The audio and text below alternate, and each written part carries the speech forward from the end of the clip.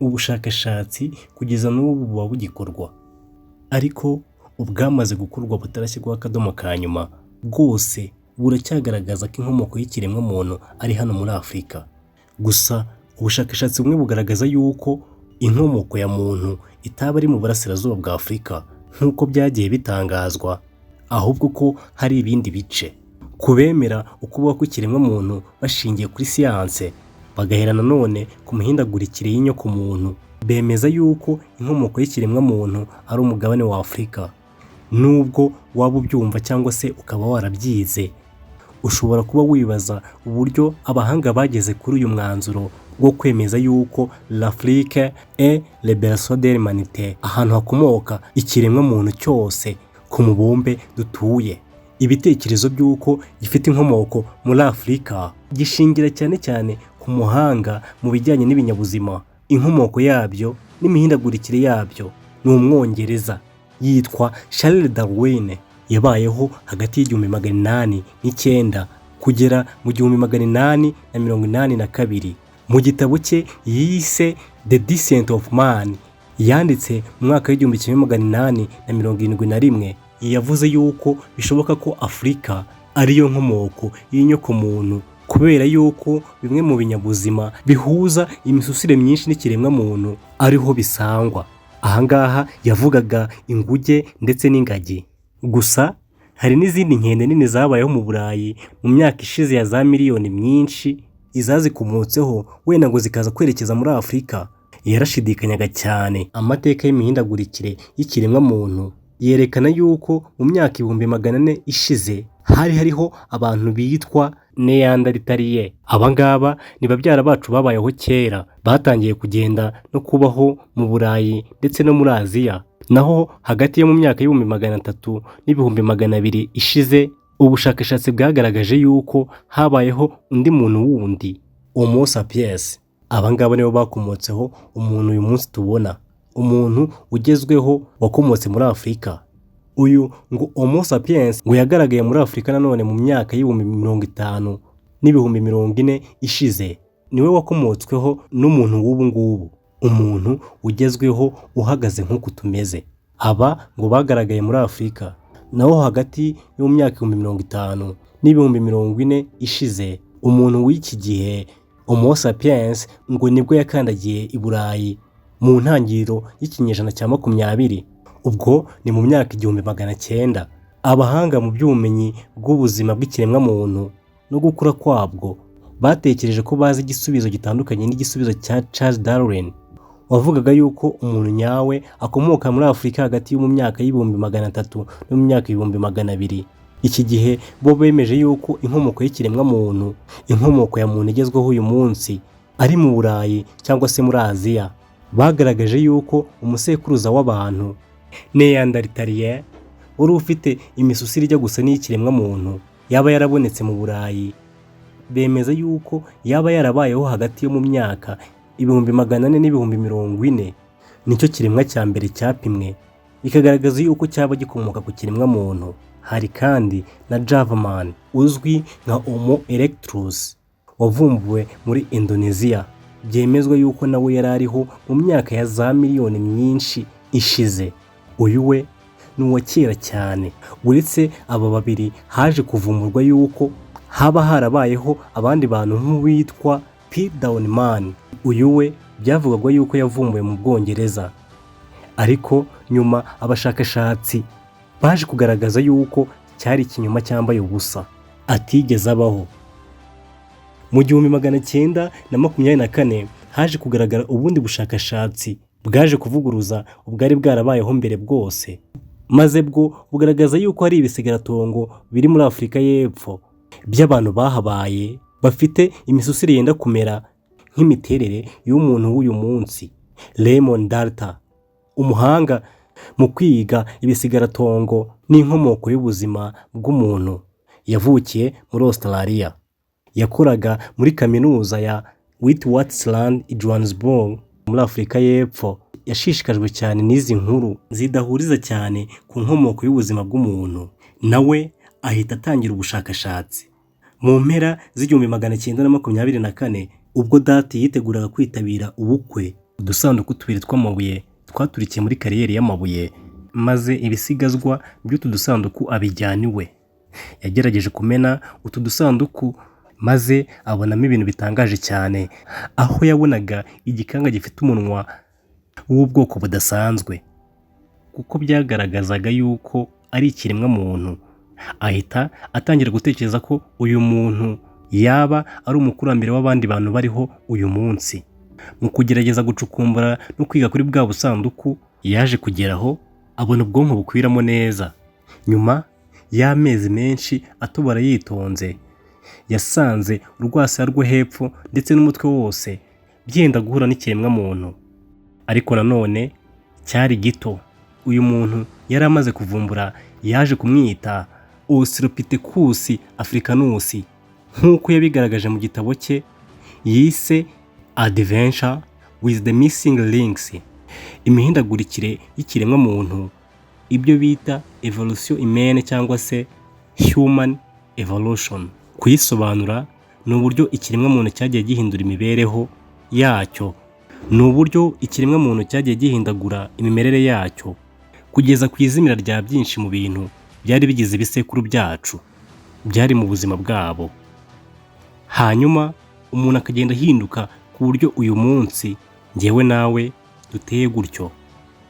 Mu nkomoko y'ikiremwa muntu tubona ubu ni uko aho babasha kugera mu myaka, hari ibindi biremwa muntu byasaga nk'ibifite uturemangingo twenda kumera nk'utwa muntu, nabyo bikabarizwa muri hominini, ari byo Neanderthaliens. Uyu nawe hari abamwita umukurambere wegereye umukurambere wegereye cyane Homo sapiens, cyangwa se uwabanjirije gatoya umuntu wa nyawe Neanderthaliens. Hari n'ibindi biremwa ariko byagaragaza nk'ibihuza imisusire nk'ibyo twakomotseho, harimo ingagi ndetse n'inguge. Ibi byatangiye kugaragara mu bushakashatsi bwimbitse bwakozwe n'umuhanga twabonye haruguru witwa Charles Darwin, washize hanze ibitabo bibiri byanditse kuri ibi ngibi, birimo icyitwa On the Original Species cyo mu 1959 ndetse na Descent of Man cyo mu 1871. Mu buvumbuzi bwagiye bubaho izi nyamaswa z'abakurambere, aho ikiremwa muntu gituruka kuri Homo sapiens, nyuma yo gupima ibisigaratongo byinshi bikagaragara ko ikiremwa muntu cya nyuma cya Homo cyo gitandukanye n'ibindi byose byabanje kubaho, ugereranyije imiterere y'amagufwa, urwasaya, agahanga, ingano y'ubwonko, aho ubwonko buteretse mu gikono cy'umutwe n'ibindi. Imyaka myinshi irashize bizwi yuko inkomoko y'ikiremwa muntu ari hano muri Afurika mu bice by'iburasirazuba.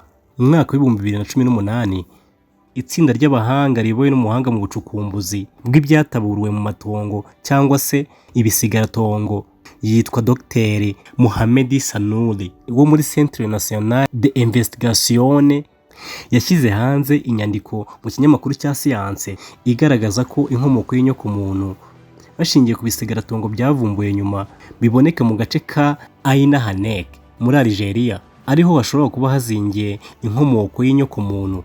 Algeria ni igice cya Afurika y'Amajyaruguru gishira uburengerazuba.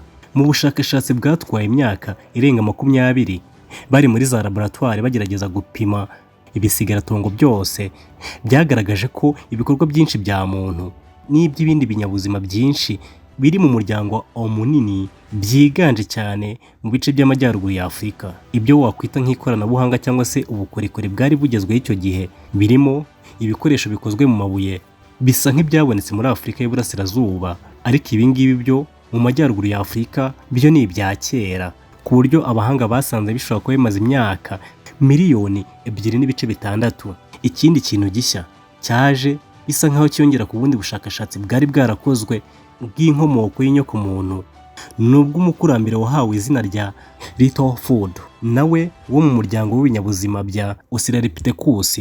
Ibisigaratongo bye byavumbuye mu mwaka w'1994, ariko ubushakashatsi burakomeza kugeza mu mwaka w'1998 muri Afurika y'Epfo.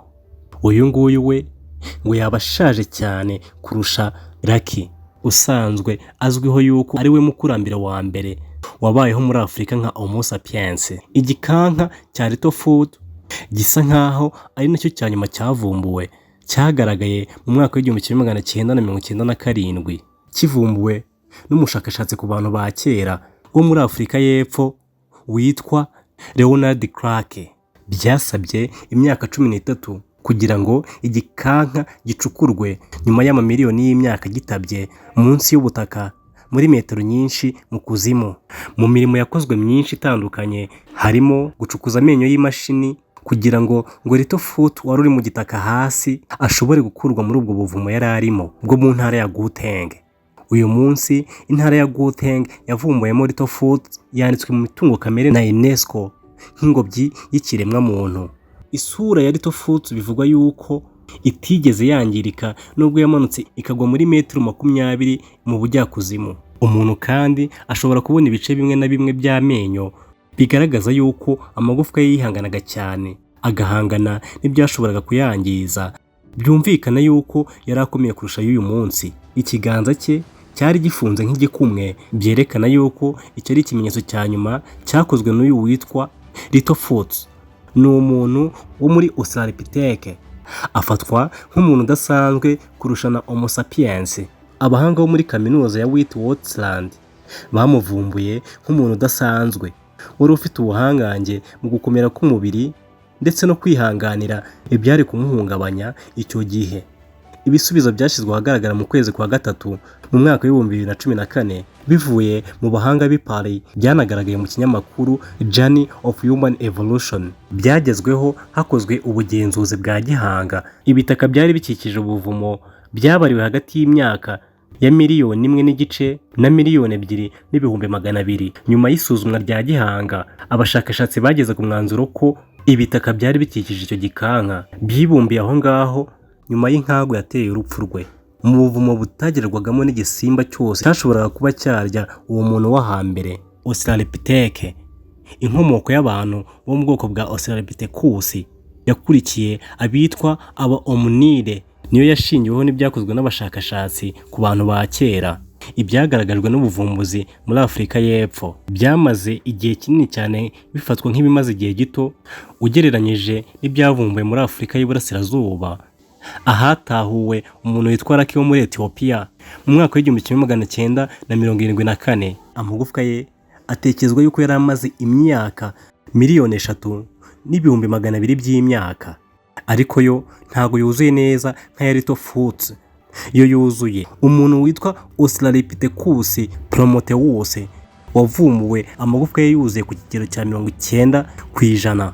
Mu bundi buryo, nubwo umuntu witwa Raki wavumbuwe muri Ethiopia bigaragara yuko ari we wabayeho kera cyane, ariko ibimenyetso by'ibisigaratongo byasigaye ku mubiri we ntago byuzuye. Byumvikana yuko umuntu ukwiye kwizerwa ari uwagaragaye muri Afurika y'Epfo kubera ko amagufwa ye yuzuye nubwo yabayeho nyuma bwose. Mu mwaka ushize w'2019 abandi bahanga muri siyansi bagaragaje aho bavuga yuko ari inkomoko y'abantu bose bariho ku isi. Icyo gihe n'ubundi bagaragaje Afurika, aho hakaba mu karere kari mu majyepfo y'uruzi rwa Zambeze muri Botswana. Aka karere ubu karumagaye ariko kahoze karimo ikiyaga kinini cyane cyitwa Makedikadi. Aho ngaho ngo hashobora kuba ariho hari ibisekuru byacu bya vuba, nibura ubariye mu myaka 200,000 ishize. Ako karere ubu kari mu majyaruguru ya Botswana. Abashakashatsi bagaragaje yuko abasokuruza bacu bahatuye mu myaka 70 ishize kugeraho ikirere cyabo cyahindutse nuko batangira gusuhuka ubwo bari babonye ahandi hantu hatoshye hashobora kuva ibiribwa cyangwa se ubutaka bushobora kwihanganira imiterere yabwo hamwe n'ikirere. Ibintu byaciriye inzira ukwimuka kwakurikiyeho, hanyuma abo bakurambere bacu batangira kuzenguruka muri Afurika yose. Profeseri Vanessa Hayes, impuguke mu by'amasano ukorana bya hafi n'ikigo cya Gallivan Institute of Medical Research cyo muri Australia, yavuze yuko bimaze igihe kinini bizwi cyane kandi bigaragara ko imiterere y'umuntu wo muri iki gihe cyacu yagaragaye muri Afurika mu myaka 200,000 ishize. Iki gihe cyo mu myaka 200,000 cyari kimaze igihe kinini cyane kigibwaho impaka, abantu batekereza yuko umuntu wa nyawe yabayeho mu myaka ya nyuma y'ibihumbi 200 cyangwa se mbere, ariko mu kugenzura ngo basanze nibura mu myaka ibihumbi 200 aribwo abakurambere bacu twebwe ikiremwa muntu batangiye kuzenguruka mu bice bitandukanye bya Afurika, aho ubushakashatsi bugaragaza yuko ariho n'ubundi yavuye. Ubu bushakashatsi n'ubundi bwongeye gutangazwa mu kinyamakuru cy'ubushakashatsi muri siyanse cya Nature. Gusa ibyagezweho na Professor Hayes byateye amakenga indi mpuguke yo muri uru rwego rw'inkomoko n'amasano y'abantu. Professor Chris Zling ukora mu nzu ndangamurage ya Natural History Museum i Londres mu Bwongereza, we avuga yuko nta washingira kuri ubwo bushakashatsi mitochondrial DNA, ni ukuvuga uburyo bufatiye ku turemangingo ndangasano tw'abantu babayeho icyo gihe n'abariho ubu ngubu muri Afurika, kubera ko utwo turemangingo dushobora kugera duhindagurika uko umubyeyi agenda aturaga undi, imyaka ikihirika ari myinshi. Professor Zling avuga yuko ubwo buryo bwonyine butatuma ugera ku nkomoko zose z'abantu bo muri iki gihe. Bivuze yuko hashobora kuba hari ahantu henshi abantu bagiye bakomoka hatari hamwe gusa muri Afurika, nk'uko abantu bagiye babitekereza kenshi. Ariko uyu nawe ntago yabihamije 100%. Amasesengura menshi nanone yongeye kugaragaza yuko ibisigazwa byinshi by'amagufwa yo hambere ku kiremwa muntu agaragara mu karere ka Afurika y'Iburasirazuba, cyane cyane Ethiopia na Kenya kimwe na Tanzania. Mu mwaka ushize w'ibihumbi 2019 hari n'abandi bahanga muri siyanse bavumbuye amagufwa y'umuntu. Bivugwa yuko amaze imyaka miliyoni 3.8 yabayeho muri Ethiopia. Agahanga k'uyu muntu ko karamamaye cyane muri siyanse kazwi nka MRD kavumbuye hafi ya wa mukurambere twahoze tuvuga haruguru witwa Raki, ufatwa nk'umuntu wa mbere nawe wabonetse muri Afurika. Bagaragaje yuko ibyo biremwa bibiri byabayeho bishobora kuba byarabayeho mu myaka myinshi yashize, ariko bisa nkaho bituranye. Iyi ngingo nayo yatangajwe mu kinyamakuru cyitwa Nature cyandika cyane ku bintu bya siyanse. Umushakashatsi w'umunya Ethiopia nawe wibanda cyane ku bisigaratongo, Johannes Haile Selassie, yavuze yuko aka gahanga ari kamwe mu bisigazwa by'ibinyabuzima byabayeho mu myaka isaga miliyoni 3 ishize. Uwitwa Fred Spool wo mu kigo ndangamurage cy'amateka mu Bwongereza nawe yanditse ashyigikira cyane ubushakashatsi bwagaragaye. Yavuze yuko ibi ngibi bigaragaza ikindi kimenyetso cyo gushimira inkomoko ya muntu ko yaba ari muri Afurika. Kugeza ubu ngubu agahanga kazwi nka Tumayi, abahanga bemeza yuko kamaze imyaka isaga miliyoni 7, kakaba gafatwa nk'aho ariko gahanga ka mbere k'ikiremwa muntu gishobora kuba cyarabayeho. Kavumbuye muri Chad naho ni muri Afurika mu bihumbi 2001. France 24 agahanga ka MRD kavumbuye mu kwezi kwa kabiri mu 2016 mu gace ka Alonso Miles mu birometero 55 uvuye aho ka gahanga kamenyekanye cyane kitwa Raki kagaragaye ni mu majyaruguru y'Uburengerazuba bwa Ethiopia. Agahanga ka MRD kagaragaza isura y'umukurambere wa Raki nk'uko ubushakashatsi bubivuga. Byumvikana kandi ko aba bantu babiri bafitanye isano ya bugufi. Ubu rero ni bumwe mu bushakashatsi bwagiye bukorwa igihe kirekire cyane n'abahanga banyuranye, ariko bukenda gusa nkaho bufite ahantu buhurira yuko intangiriro y'ubuzima ku kiremwa muntu, ingobyi y'umuntu nyirizina ari Afurika. L'Afrique le berceau de l'humanité. Mwakoze kubana natwe naho ubutaha.